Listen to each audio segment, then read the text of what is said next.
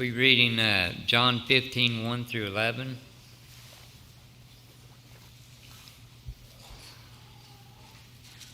I am the true vine. I am the true vine, and my Father is the vine dresser. Every branch in me that does not bear fruit, he takes away. And every branch that does bear fruit, he prunes, that it may bear more fruit. Already you are clean because of the word that I have spoken to you. Abide in me, and I in you. As the branches cannot bear fruit by itself, unless it abides in the vine, neither can you unless you abide in me. I am the vine, and you are the branches. Whoever abides in me, and I in him, he that bears much fruit. For apart from me, you can do nothing. If anyone does not abide in me, he is thrown away like the branches and withers, and the branches collected up and thrown into the fire and burned. If you abide in me, and my words abide in you, ask whatever you wish, and it will be done for you. By this my Father is glorified, that you bear much fruit, and so prove to be my disciples. As the Father has loved me, so have I loved you. Abide in my love. If you keep my commandments, you will abide in my love, just as I have kept my Father's commandments and abide in his love. These things I have spoken to you, that my joy may be in you, and that your joy may be full.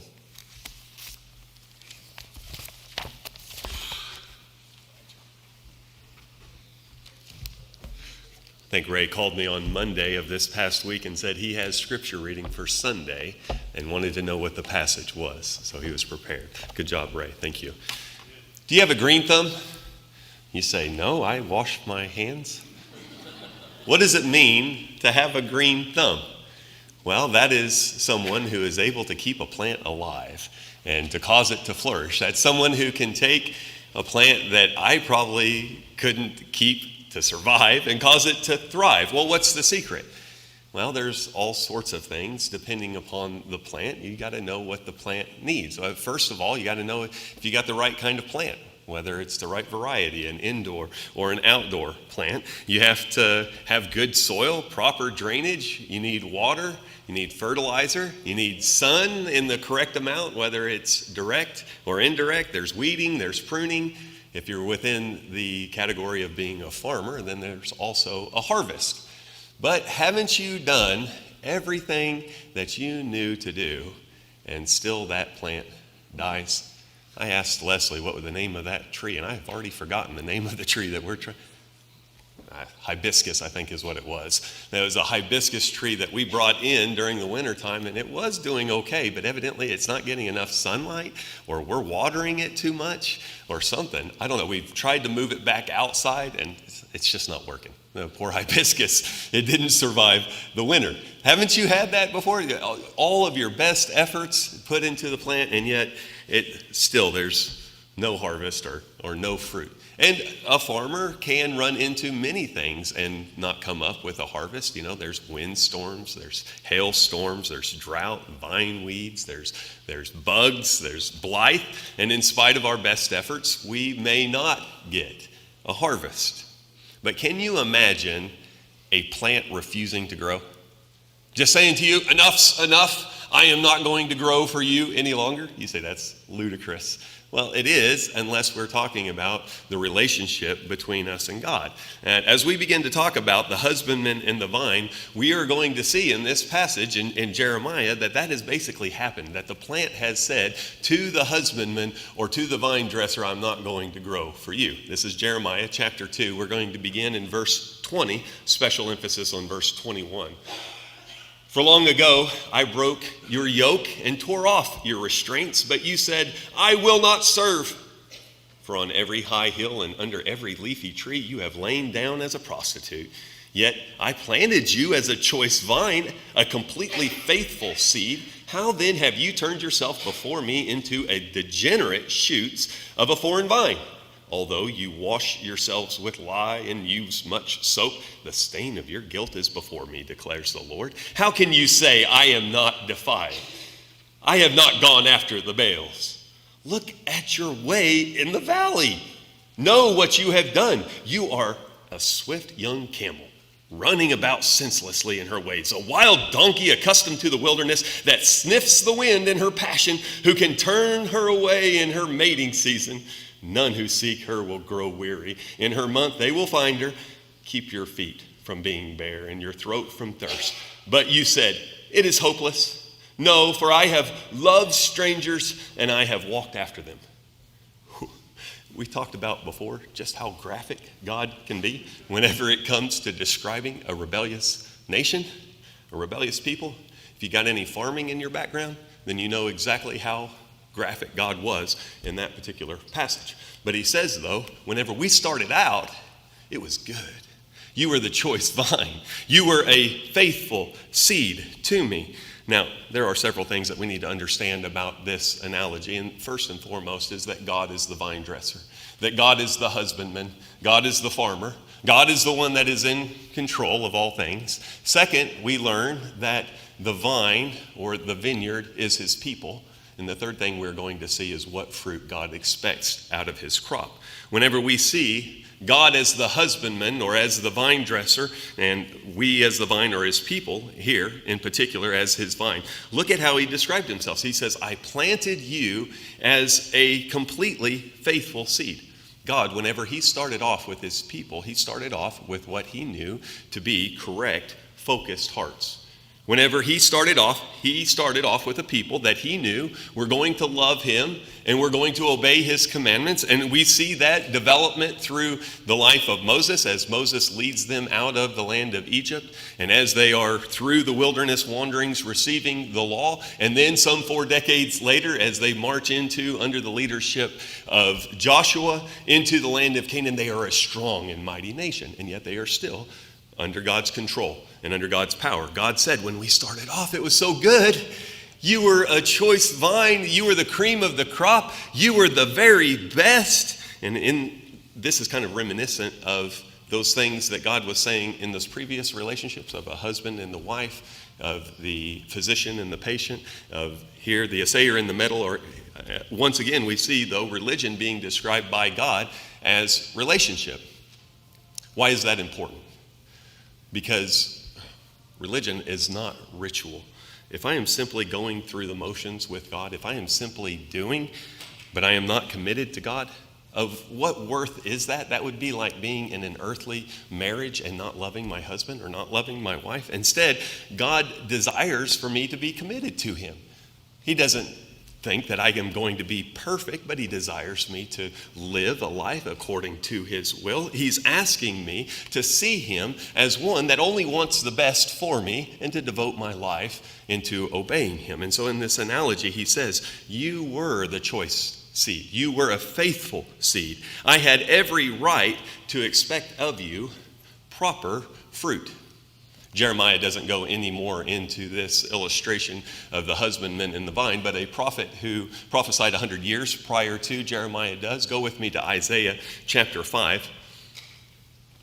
And don't forget where we started in John chapter 15 with God and Jesus and us and the fruit that we are to be bearing. We'll get to that eventually. But in Isaiah chapter 5, turn with me there. Remember who is the husbandman, who is the vine dresser, and who it is that is the vine, and what kind of fruits is he looking for us. Let me sing now for my beloved a song of my beloved about his vineyard.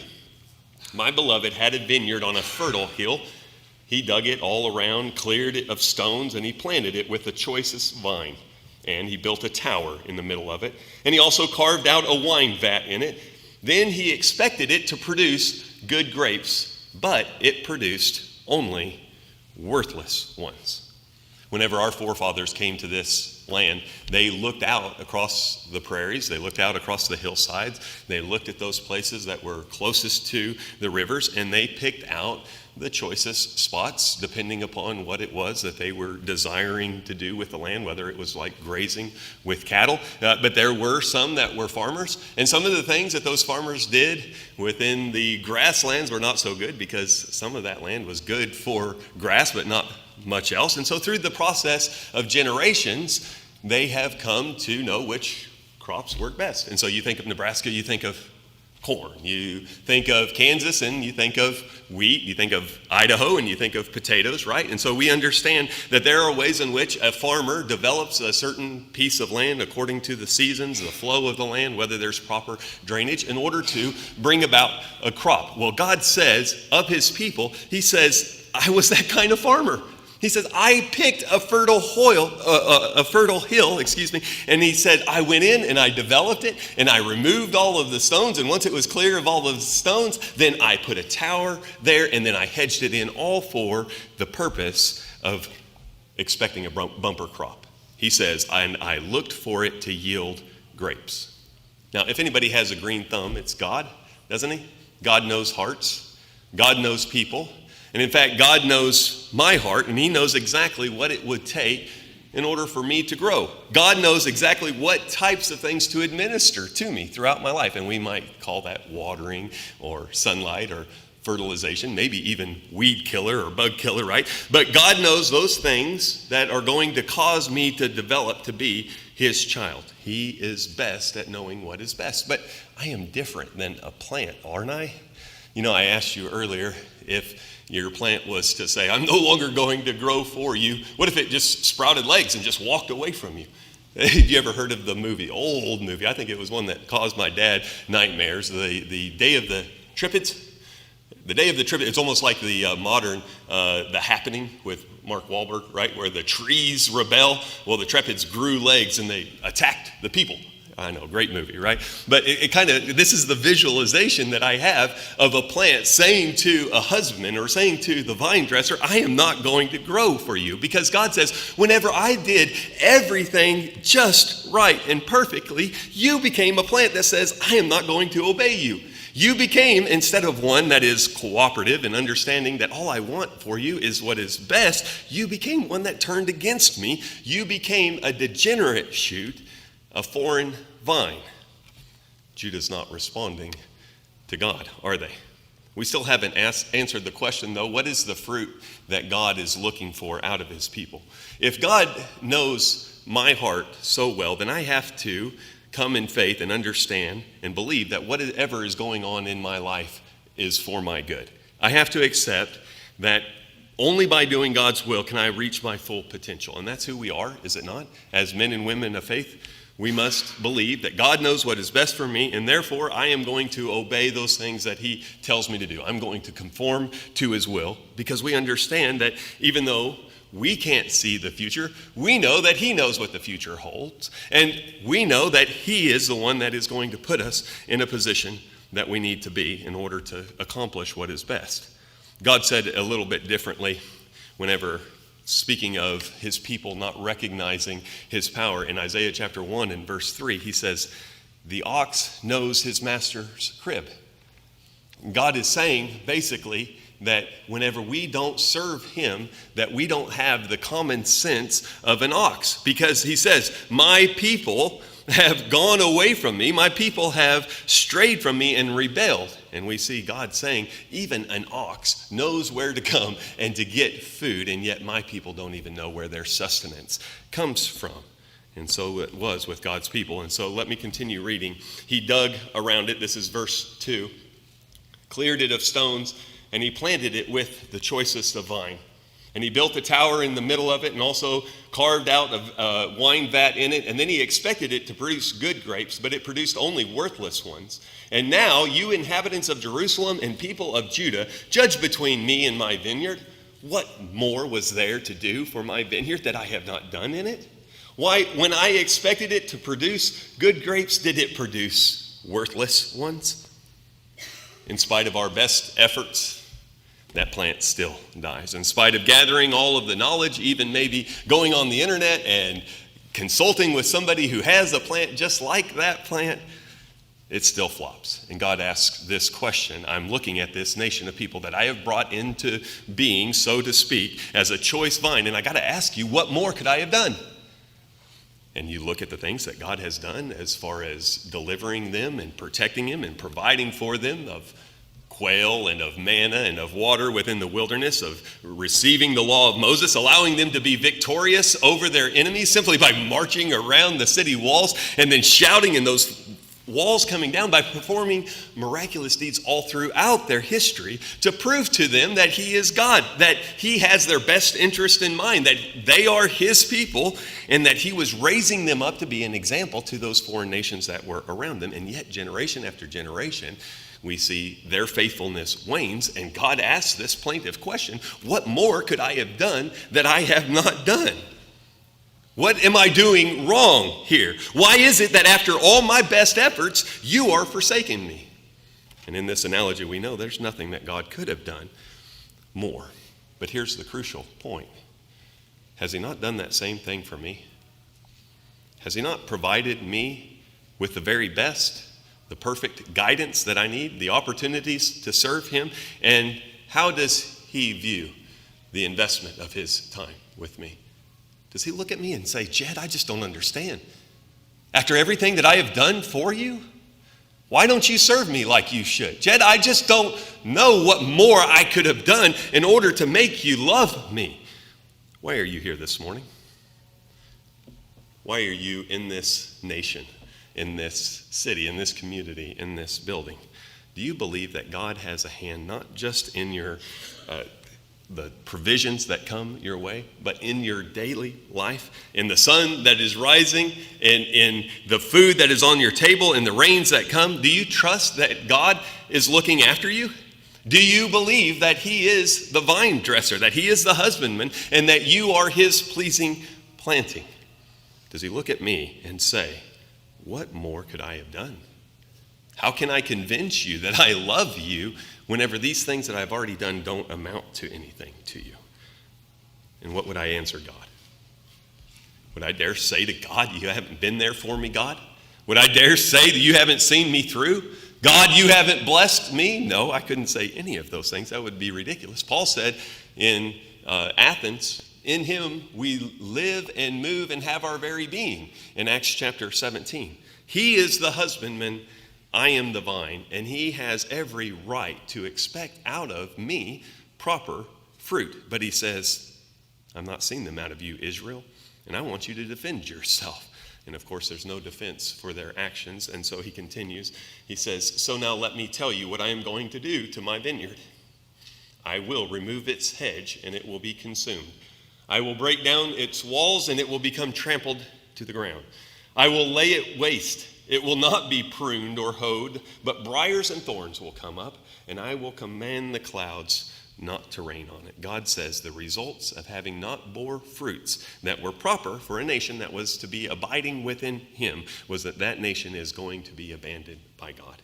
It's going to be left unprotected, that the rains are not going to come anymore, and it's going to be left wide open for the wild animals to come in and to destroy. And listen closely here, because these are the fruits that God expected out of his people. Verse 7, for the vineyard of the Lord of armies is the house of Israel, and the people of Judah are his delightful plant. And so he waited for justice, and behold, there was bloodshed.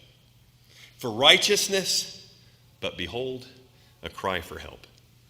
Whenever Jesus was asked the question by the lawyer, which is the greatest of commandments, he answered, thou shalt love the Lord your God with all your heart, soul, mind, and strength. And the second is like, namely this, thou shalt love thy neighbor as thyself. Do you see those two?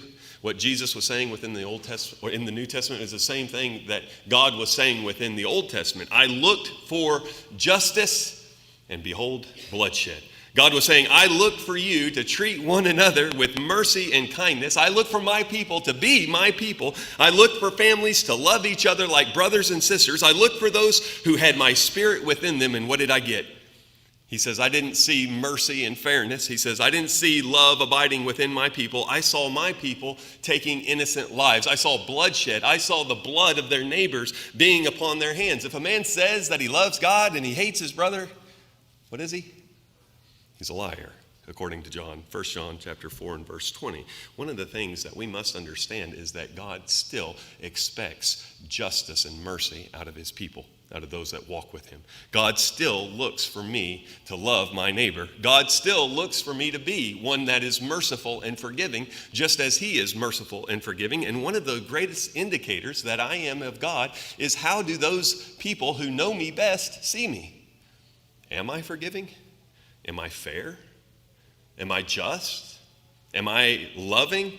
Is there evidence within my life that I am different than what the world is? God says, I look for my people to be a people of justice, and all I saw was the blood of innocence on their hands. And then he says, and I looked for righteousness, and all I got was a cry of distress. We're not exactly sure how this verse should be interpreted. It could mean as simple as, my people only call out to those things, for those things whenever they are in need. They're only praying to me whenever things go bad. They're only wanting my blessings. They're not actually seeking my will. I looked for righteousness, and behold, I didn't get a relationship. All I got was gimme, gimme, gimme. That's one way that could be interpreted. Another way is to understand that passage is, whenever I worship God with a heart of stone, whenever I come to God and I am simply ritualistic and I am going through the motions, when I come into this building and I don't have any desire to follow closely to the will of God, I'm just here to impress, then all I am giving God is actually noise.